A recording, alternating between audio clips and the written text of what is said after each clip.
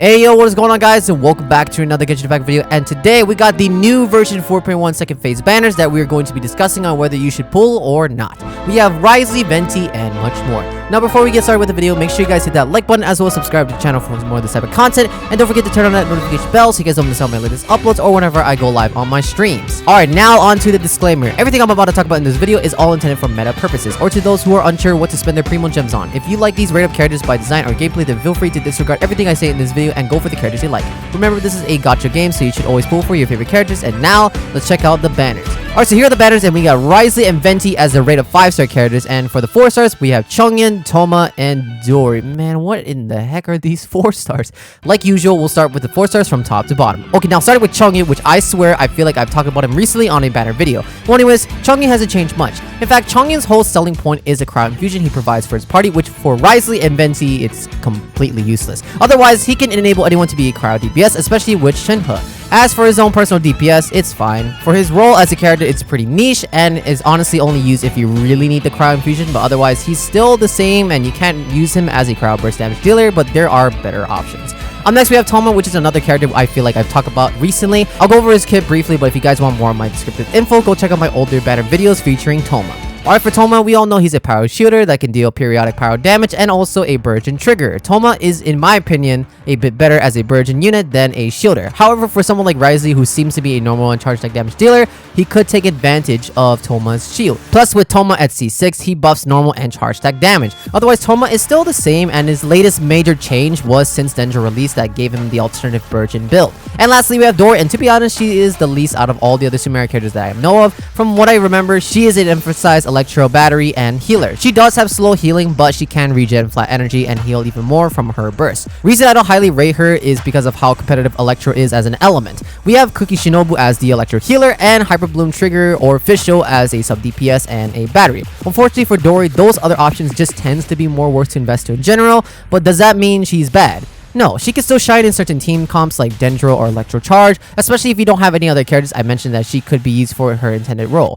Overall, Dori is fine, but there are better options if you have them. Alright, so those are the 4 stars. Now let's move on to the 5 stars. We got Wriothesley. From what I read in this character preview, he is a normal and charge attack combo DPS. It's kind of similar to Linny and Nebulette, but Wriothesley is more normal attack DPS oriented. Now in terms of his damage potential, of course we don't know yet since he's not officially out. But based on his gameplay, I believe he could be actually good for melt and freeze teams. He'll be taking up majority of the field time and he can deal crowd DPS while enabling sub DPS bursts like Xiangling or Xingqiu or Yelan, etc. I think the main downside to him is that he is a melee DPS character, which means he will need to be up close to do damage. Now I have 2 concerns about this. Does his normal attack stagger enemies a lot? If so, then that could be an issue unless you use freeze or a crowd control unit. And how good is his resistance to interruption? We will find that out once he comes out. All we can hope for is that he's as great as the other characters from Fontaine. Up next is Venti, which we all know he is the animal archon. Actually, more like the archon of sucking. No, like literally, he is. Against certain enemies and stages, he has the best crowd control in the game, which is his main selling point.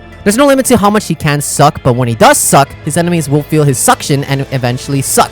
Okay, enough with being sus. He's overall a very easy character to use, and he's so great at what he does. I think the best part about Venti is that he's an animal crowd control support, which can only get even better the more characters they release. And those are the character banners. Now let's move on to the weapon banner. Okay, so here's the banner, and starting from the 4 stars from right to left, we got a bunch of new weapons, which of course we will be talking about in this video, and some of the other ones we've already seen on the channel. Alright, let's start from the 4 stars. So starting off with Rainslasher. It's an EM stat stick that buffs pyro and electro damage. Go for EM scaling units like Kavi or Sayu, but in general, it's an alright weapon.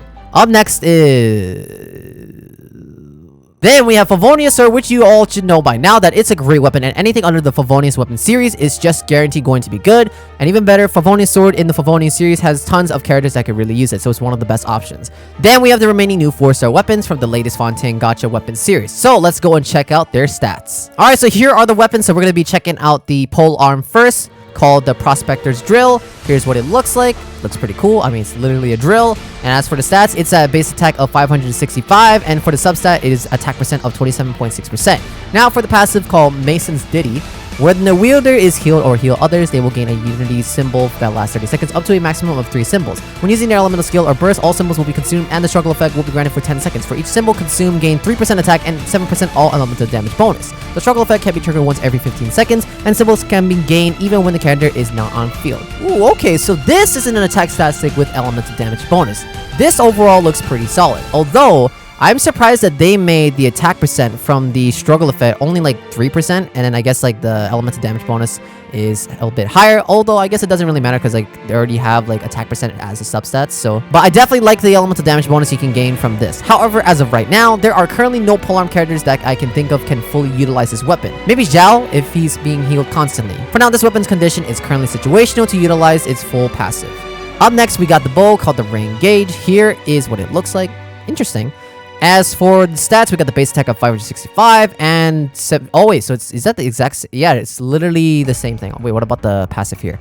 Yeah. Okay, so they're both the same passive here. Okay, so if it's the same exact passive, then this looks like to be another great bow for Lenny. Otherwise, same thing like the polearm, there really isn't a character that can fully take advantage of this weapon. I'm assuming both the bow and the polearm are for future-proof release characters, especially since they have been doing the self-inflicted HP trend in Fontaine characters. In general, this weapon is okay, which is the same as the polearm. And those are the 4 stars. Now let's move on to the 5 stars. Up next, we have Elegy for the end, which this is what it looks like. This is Venti's signature weapon.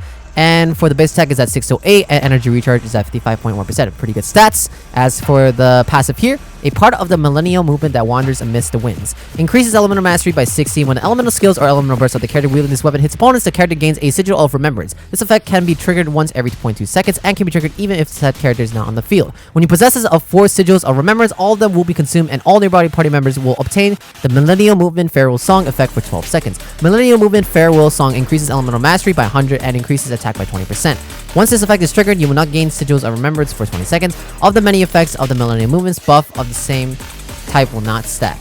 I mean, this weapon already is strong. It's the high ER, attack, and EM buffs. I guess the only time this weapon won't be useful is if the characters can't take full advantage of the millennial movement buff. But in general, weapons like these are very universal and best ways to increase your team's overall damage ceiling even further. Yeah, this weapon will be great to have on any supports that can use this.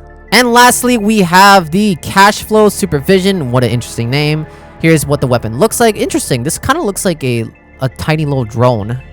And for the stats here, we got a base attack at 674. The crit rate is 22.1%. As for the passive here, Golden Blood Tide.